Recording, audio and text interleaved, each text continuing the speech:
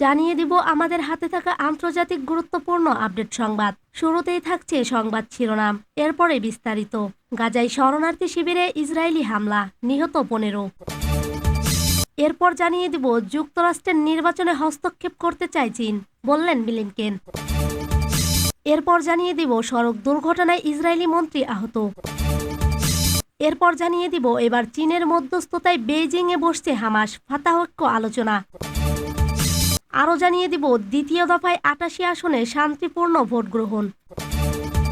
এবং সর্বশেষ জানিয়ে দিব বার্লিনে ফিলিস্তিনপন্থী ক্যাম্প ভেঙে দিয়েছে জার্মান পুলিশ।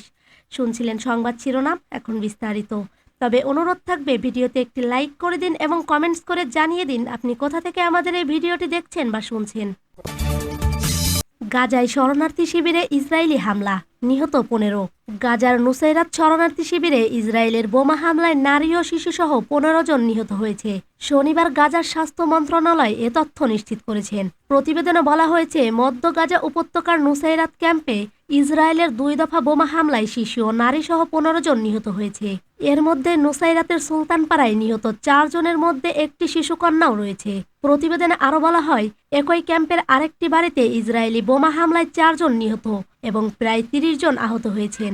গাজার হামাস নিয়ন্ত্রিত স্বাস্থ্য মন্ত্রণালয় জানিয়েছে, গত 7 অক্টোবরের পর থেকে এখন পর্যন্ত সেখানে কমপক্ষে 34,356 ফিলিস্তিন প্রাণ হারিয়েছেন। এছাড়া আহত হয়েছেন আরও 77,368 জন। এদিকে যুক্তরাষ্ট্রের বিভিন্ন বিশ্ববিদ্যালয় এখন ফিলিস্তিনের পক্ষে এবং ইসরায়েলি বিরোধী বিক্ষোভে উত্তাল। ইসরায়েলের সঙ্গে সম্পর্কিত কোম্পানি এবং ব্যক্তিদের বয়কট করার আহ্বান জানানো হচ্ছে তাদের বিক্ষোভে। যুক্তরাষ্ট্রের নির্বাচনে হস্তক্ষেপ করতে চায় চীন, বললেন ব্লিনকেন। নভেম্বরে অনুষ্ঠিত মার্কিন নির্বাচনে চীন হস্তক্ষেপ করতে চাইছে বলে অভিযোগ করেছেন যুক্তরাষ্ট্রের পররাষ্ট্রমন্ত্রী অ্যান্থনি ব্লিনকেন। শুক্রবার চীন সফরের শেষ দিন মার্কিন সম্প্রচার মাধ্যম সিএনএনকে দেয়া এক সাক্ষাৎকারে তিনি এ অভিযোগ করেন। ব্লিনকেন জানান, আসন্ন মার্কিন নির্বাচনে প্রভাব বিস্তার ও হস্তক্ষেপ করার চীনা প্রচেষ্টার প্রমাণ রয়েছে যুক্তরাষ্ট্রের কাছে। যদিও এর আগে মার্কিন নির্বাচনে হস্তক্ষেপ না করার প্রতিশ্রুতি দিয়েছিলেন চীনের প্রেসিডেন্ট শি জিনপিং। ব্লিনকেন যখন সিএনএনকে সাক্ষাৎকার দিচ্ছিলেন, তখনও শীর্ষ মার্কিন কর্মকর্তারা চীনের প্রেসিডেন্ট শি জিনপিং সহ বিভিন্ন চীনা কর্মকর্তার সঙ্গে নানা ইস্যুতে বৈঠক করছিলেন। এর মধ্যে উল্লেখযোগ্য 2টি বিষয় ছিল যুক্তরাষ্ট্রের প্রযুক্তি খাত ও মস্কোকে চীনের সমর্থন। সড়ক দুর্ঘটনায় ইসরায়েলি মন্ত্রী আহত। সড়ক দুর্ঘটনায় আহত হয়েছেন ইসরায়েলের উগ্রপন্থী নেতা ও জাতীয় নিরাপত্তা মন্ত্রী ইতামার বেন গাভির। ইনজুরি খুব বেশি মারাত্মক না হলেও তাকে চিকিৎসা করার জন্য হাসপাতালে নিয়ে যাওয়া হয়। খবর ইসরায়েলে বিভিন্ন গণমাধ্যম ও রয়টার্সের। শুক্রবার তেল আবিবের কাছের রামলি শহর থেকে ফেরার পথে এই দুর্ঘটনা ঘটে। এ ঘটনার তদন্ত করা হচ্ছে বলে জানিয়েছেন ইসরায়েলি পুলিশ। ইসরায়েলি সংবাদ মাধ্যমগুলোতে প্রকাশিত ভিডিওতে দেখা গেছে, বেন গাভির যে গাড়িতে করে যাচ্ছিলেন সেটি উল্টে গেছে। পুলিশ কমিশনার কবি সপ্তাহে সাংবাদিকদের জানিয়েছেন, এ দুর্ঘটনায় আরও 2 জন ব্যক্তি আহত হয়েছেন। উল্লেখ্য, বেন গাভির ইসরায়েলের প্রধানমন্ত্রী বেঞ্জামিন নেতানিয়াহুর যুদ্ধকালীন মন্ত্রিসভার একজন বিতর্কিত সদস্য। সম্প্রতি ইসরায়েলে ইরানের ড্রোন ও ক্ষেপণাস্ত্র হামলার পর ইরানের সর্বাত্মক হামলা চালানোর পক্ষে অভিমত দিয়েছিলেন তিনি। এবার চীনের মধ্যস্থতায় বেইজিংয়ে বসেছে হামাস, ফাতাহ ঐক্য আলোচনা। ফিলিস্তিনের স্বাধীনতাকামী গোষ্ঠী হামাস ও এর প্রতিদ্বন্দ্বী গোষ্ঠী ফাতাহের মধ্যে ঐক্য প্রতিষ্ঠার লক্ষ্যে আলোচনার আয়োজন করছে চীন। শুক্রবার বেইজিংয়ে চীনের পররাষ্ট্র মন্ত্রণালয়ের মুখপাত্র ওয়াং ওয়েনবিন একথা জানিয়েছেন। বার্তা সংস্থা রয়টার্সের প্রতিবেদনে বলা হয়েছে, চীনের রাজধানী বেইজিংয়ে এই আলোচনা অনুষ্ঠিত হবে। হামাস ও ফাতাহের মধ্যে এই রাজনৈতিক দ্বন্দ্ব দীর্ঘদিনের। মূলত ফাতাহের এক প্রকার বিরোধিতা থেকেই হামাসের জন্ম। হামাস শুরুর দিকে ইসরায়েল রাষ্ট্রের অস্তিত্ব মেনে না নিলেও ইদানিং দ্বিরাষ্ট্রীয় সমাধানের দিকে ইঙ্গিত দিচ্ছে। চীনের তরফ থেকে ফিলিস্তিনের 2 বিবদমান পক্ষের মধ্যে একই আলোচনা একটি বিরল পদক্ষেপ। ফাতাহ পশ্চিমা বিশ্ব সমর্থিত এবং ফিলিস্তিনি কর্তৃপক্ষের প্রেসিডেন্ট মোহাম্মদ আব্বাসের নেতৃত্বে পরিচালিত একটি রাজনৈতিক দল।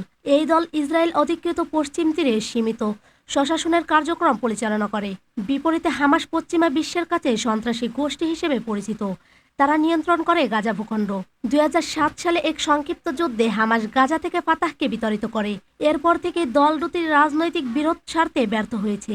ওয়াশিংটন এই 2 গোষ্ঠীর মধ্যে ঐক্যের পদক্ষেপের বিষয়ে সতর্ক, কারণ যুক্তরাষ্ট্র ফাতাহ তথা ফিলিস্তিনি কর্তৃপক্ষকে সমর্থন করলেও হামাসকে সন্ত্রাসী হিসেবে নিষিদ্ধ করেছে। দ্বিতীয় দফায় ৮৮ আসনে শান্তিপূর্ণ ভোট গ্রহণ। ভারতের লোকসভা নির্বাচনের দ্বিতীয় দফায় শুক্রবার শান্তিপূর্ণভাবে ভোট গ্রহণ অনুষ্ঠিত হয়েছে। অধিকাংশ এলাকায় উৎসবের মেজাজে ভোট গ্রহণ হয়েছে।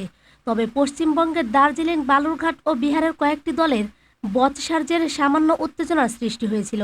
ভারতের ১৩টি রাজ্যের ৮৮টি লোকসভা আসনে শুক্রবার স্থানীয় সময় সকাল ৭টা থেকে ৬টা পর্যন্ত প্রায় ১৫ কোটি ভোটার ভোট দিয়েছেন।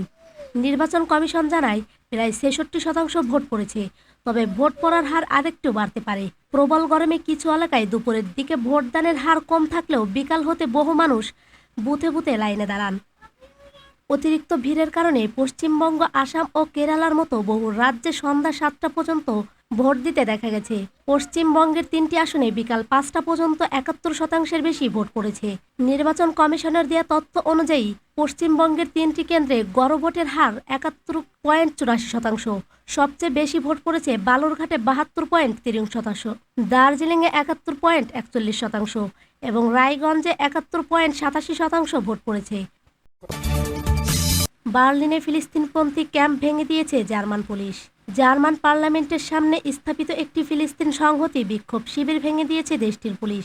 ইসরায়েলে অস্ত্র রপ্তানি বন্ধ করার এবং ফিলিস্তিনি সংহতি আন্দোলনের জন্য নির্মিত এই ক্যাম্পটি শুক্রবার ভেঙে দেয় জার্মান পুলিশ।